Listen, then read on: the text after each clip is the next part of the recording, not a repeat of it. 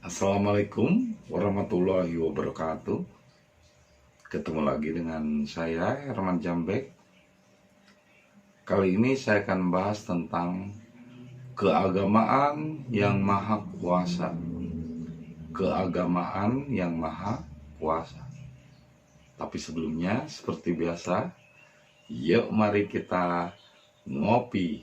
Ngobrol perihal iman, ngobrol perihal Islam.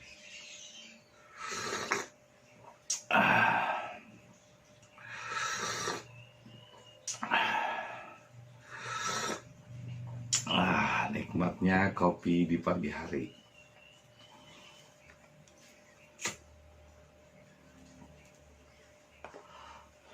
Kenapa kali ini saya akan memberi judul Keagamaan yang Maha Kuasa? Karena disadari atau tidak, kenyataan yang kita hadapi hari ini bahwa mulut mereka mungkin banyak berbicara Tuhan, berbicara Allah, Allahu Akbar.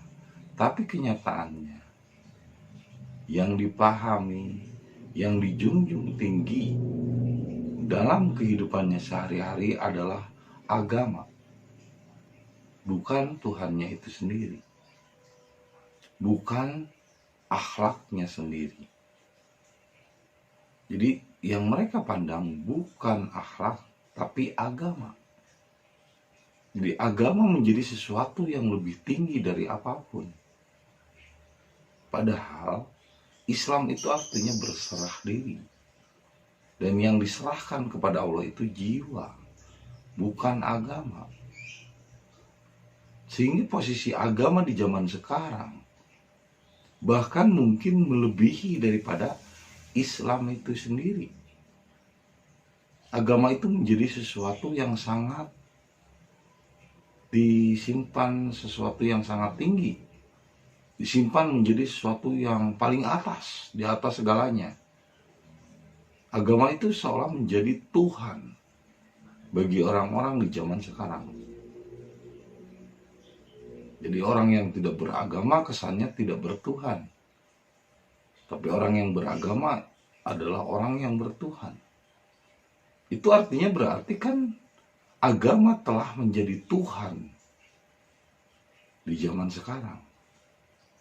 Sehingga wajar jika saya mengatakan sekarang mungkin Pancasila itu bukan lagi ketuhanan yang Maha Esa, tapi menjadi keagamaan yang Maha Kuasa.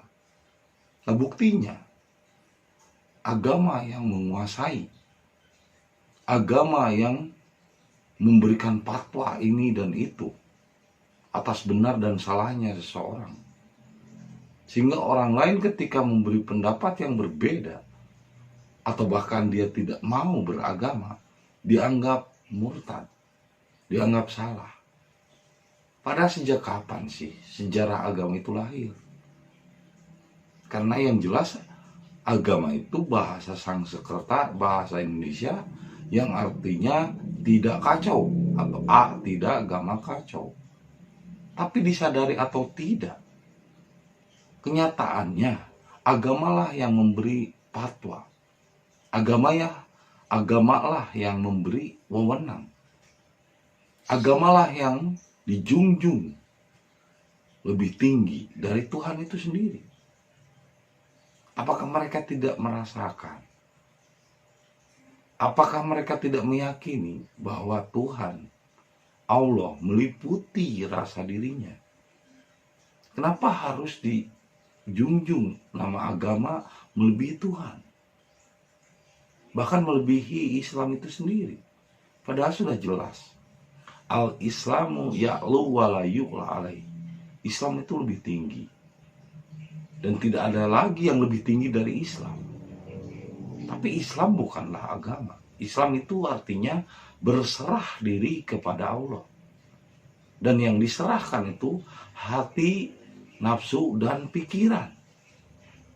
Itulah din atau jiwa. Dinul Islam artinya adalah jiwa yang berserah diri. Jadi tidak ada yang namanya agama di dalam Islam. Coba Anda carilah di dalam Quran. Kalau memang Anda meyakini Quran, kalau Anda memang meyakini kitab, jadi tanpa sadar, ketika Anda membela agama, berarti Anda membela Tuhan. Tapi Tuhan apa?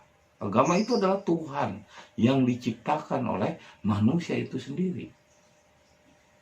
Tuhan yang direkayasa oleh manusia. Sehingga mereka yang mempertuhan agama, akhirnya Tuhannya angan-angan. Akhirnya Tuhannya prasangka. Akhirnya mereka sering berprasangka buruk kepada orang lain. Sering berprasangka yang tidak baik. Sering berangan-angan yang berhayal yang gak jelas. Yang gak sesuai dengan kenyataan hidupnya. Padahal kalau kembali kepada kenyataan hidup, Tuhan meliputi, Allah meliputi semua makhluknya. Tidak terpisahkan. Tapi dalam agama, manusia menjadi terpisah-pisah, terkotak-kotak. Iman menyatukan semua umat manusia. Mau Kristen, Hindu, Buddha, Yahudi, atau apapun keyakinannya. Iman dapat menyatukan. Makanya disebutkan al-mu'min wal-mu'minat ikhwatun. Saudara laki-laki dan saudara perempuan yang beriman, yang percaya kepada Tuhan, maka semuanya adalah saudara. Al-mu'min wal-mu'minat di sini bukan berarti Islam. Itu hanya mengatakan yang beriman. Orang Kristen juga beriman kepada Tuhannya. Orang Hindu juga beriman kepada Tuhannya dengan jalannya. Orang Yahudi juga beriman kepada Tuhannya dengan jalannya. Meskipun tidak satu Islam. Tapi mereka beriman, maka semuanya adalah saudara. Kenapa kita harus mengklaim mereka salah dan kita benar? Mereka melihat akhlakmu, tidak melihat keyakinanmu, atau tidak melihat ilmumu. Karena gambaran dari ilmu itu adalah akhlak. Karena gambaran dari ilmu itu adalah adab. Meskipun ilmunya, teorinya segudang, tapi kalau dia tidak memiliki adab yang baik, kalau dia tidak memiliki akhlak yang baik, tetap orang melihatnya akhlak dan adab. Bahkan Rasul mengatakan sesungguhnya adab atau akhlak itu lebih tinggi daripada ilmu. Orang berilmu belum tentu beradab. Tapi orang yang beradab sudah pasti dia memiliki ilmu yang sangat tinggi. Nah, kenapa sekarang agama menjadi sesuatu yang sangat tinggi yang dijunjung? Dan kenyataannya, saya melihat agama telah menjadi Tuhan. Agama telah menjadi sesuatu yang lebih dari segalanya. Apakah mereka tidak ingat bahwa sesungguhnya tidak ada Tuhan selain Allah dan Muhammad utusannya? Dan Nabi Muhammad tidak pernah mengajarkan yang namanya agama. Karena yang dalam bahasa Arab itu adalah din. Dan din tidak tepat diartikan agama. Sehingga jika din diartikan agama, maka agama menjadi sesuatu yang disembah melebihi Tuhan itu sendiri, melebihi Allah itu sendiri, melebihi Islam itu sendiri. Dan kenyataan yang ada hari ini, agama menjadi sesuatu yang lebih tinggi daripada Tuhan itu sendiri. Bahkan saya merasakan agama sekarang telah menjadi Tuhan. Jadi di zaman sekarang itu keagamaan yang maha kuasa, bukan lagi ketuhanan yang maha esa. Jadi agama menjadi Tuhan yang dipertontonkan dan diperjuangkan, juga dibela mati-matian dan dianggap sebagai amandemen paling tinggi dalam kehidupan bermasyarakat. Sehingga tanpa sadar agama telah menjadi Tuhan di Indonesia ini. Padahal Pancasila nomor satunya adalah ketuhanan yang maha esa, bukan keagamaan yang maha kuasa. Lagi-lagi kenyataan Kita tidak bisa mengelak bahwa agama menjadi Tuhan, menjadi lebih tinggi dari apapun. Sehingga kemunafikan yang muncul, mulut berkata asyhadu alla ilaha illallah wa asyhadu anna Muhammad Rasulullah, kenyataannya adalah aku bersaksi bahwa tidak ada agama yang paling tinggi kecuali Islam. Sehingga muncullah agamaku paling benar, dan tanpa sadar berarti Tuhan mereka adalah agama. Tuhan orang-orang Islam di zaman sekarang adalah agama. Padahal din yang sesungguhnya bukanlah agama, tapi jiwa. Dinul Islam, jiwa yang berserah diri. Jika jiwa telah dijadikan landasan utama manusia dan jiwanya diserahkan atau Islam, maka tidak ada ego, merasa diri paling benar, merasa agamanya paling benar. Inna dina indallahil Islam artinya adalah sesungguhnya jiwa yang diterima kembali kepada Allah adalah berserah diri. Sehingga tidak ada yang namanya merendahkan orang lain, karena jiwa satu sama lain adalah sama. Kan nafsin wahidin, bagaikan satu jiwa.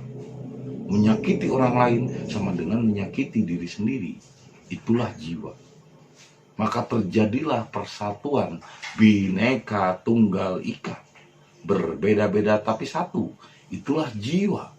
Tapi dengan agama, bahkan perbedaan kecil saja bisa terjadi permusuhan. Ini yang terjadi pada Nabi Muhammad. Kata Nabi Muhammad, jangan sekali-kali kamu mengkritik orang bodoh, orang jahil, orang jahiliyah. Karena kalau kamu mengkritik mereka, mereka akan memusuhimu seumur hidup. Kritiklah orang-orang yang cerdas dan bijaksana, karena mereka akan menjadikanmu sahabat, bahkan saudara. Nah, kita bersaudara dalam kejiwaan. Saya mengkritik bukan berarti saya benci Anda. Saya ingin mengajak bersama-sama menjadi saudara sejiwa. Bukan untuk memusuhi, tapi untuk merangkul. Karena jiwa dengan jiwa lain saling bersaudara. Tapi agama memisahkan, dan agama menjadi benteng, dan agama menjadi Tuhan yang lebih mulia daripada Allah dan utusannya itu sendiri. Kenyataannya orang bersahadat asyhadu alla ilaha illallah, tapi kenyataannya agama melebihi daripada Allah dan Muhammad. Itulah kenyataan yang terjadi saat ini. Keagamaan yang maha kuasa, keagamaan yang maha esa. Agama telah menjadi Tuhan dan berhala di bangsa Indonesia ini. Maka mari kita berjuang. Berserah diri itu berserah ke dalam, tapi untuk keluar kita harus berjuang melawan agama. Karena agama itu telah menjadi Tuhan dan berhala di negara ini. Agama telah menjadi perpecahan. Agama telah menjadi fitnah. Agama telah menjadi sesuatu yang satu sama lain akhirnya menuduh, menyalahkan, dan terjadinya peperangan, dan terjadinya kekacauan, dan terjadinya saling menuduh, dan terjadinya prasangka, dan terjadinya angan-angan. Ini terjadi satu sebabnya adalah agama. Karena agama telah menjadi Tuhan melebihi Allah dan Muhammad. Ya, itu saja yang bisa saya sampaikan malam ini. Semoga menjadi inspirasi bagi kita semua. Terima kasih atas kesetiaannya menonton video saya. Dan saksikan video-video berikutnya. Jangan lupa kopi ketika otak perlu inspirasi.